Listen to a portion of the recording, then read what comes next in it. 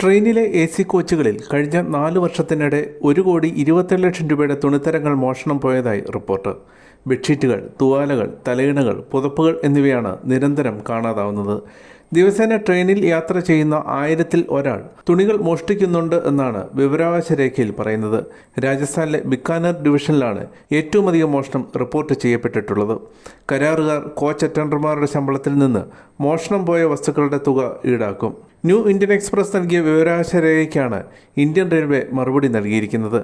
ട്രെയിനുകളിലെ AC കോച്ചുകളിൽ സാധാരണയായി 2 ബെഡ്ഷീറ്റുകൾ, ഒരു പുതപ്പ്, ഒരു തലയണ, ഒരു മുഖം തുടയ്ക്കാനുള്ള ടവൽ എന്നിവയാണ് യാത്രക്കാർക്ക് നൽകി വരുന്നത്. 2022 ജനുവരി മുതൽ 2026 മെയ് വരെയുള്ള കാലയളവിൽ കുറഞ്ഞത് 1,27,00,000 രൂപയുടെ ബെഡ്ഷീറ്റുകളും പുതപ്പുകളും തലയണകളുമാണ് മോഷണം പോയതെന്നാണ് രേഖകൾ വ്യക്തമാക്കുന്നത്. ഇതുമൂലം 4 വർഷത്തിനിടെ കോൺട്രാക്ടർമാർക്ക് 104,51,00,000 രൂപയുടെ നഷ്ടമാണ് ഉണ്ടായത്.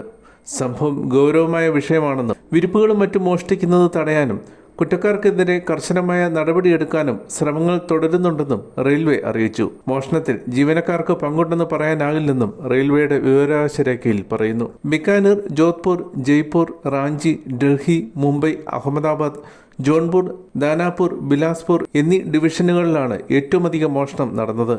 ഏറ്റവും കൂടുതൽ മോഷണം പോയത് ഫേസ് ടവലാണ്. ബാഗിൽ എടുത്തുകൊണ്ട് പോകാൻ ഏറ്റവും എളുപ്പമുള്ള ഫേസ് ടവലുകൾ 4 വർഷത്തിനിടെ 46 ലക്ഷം എണ്ണമാണ് നഷ്ടമായത്.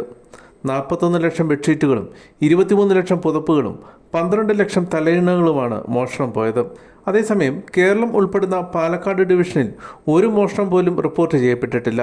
സതേൺ റെയിൽവേയുടെ ഡിവിഷനായ തിരുച്ചിറപ്പള്ളി, പാലക്കാട് ഡിവിഷനുകളിൽ നിന്ന് ഒരു മോഷണം പോലും റിപ്പോർട്ട് ചെയ്യപ്പെട്ടിട്ടില്ല എന്ന് റിപ്പോർട്ടിൽ പറയുന്നു.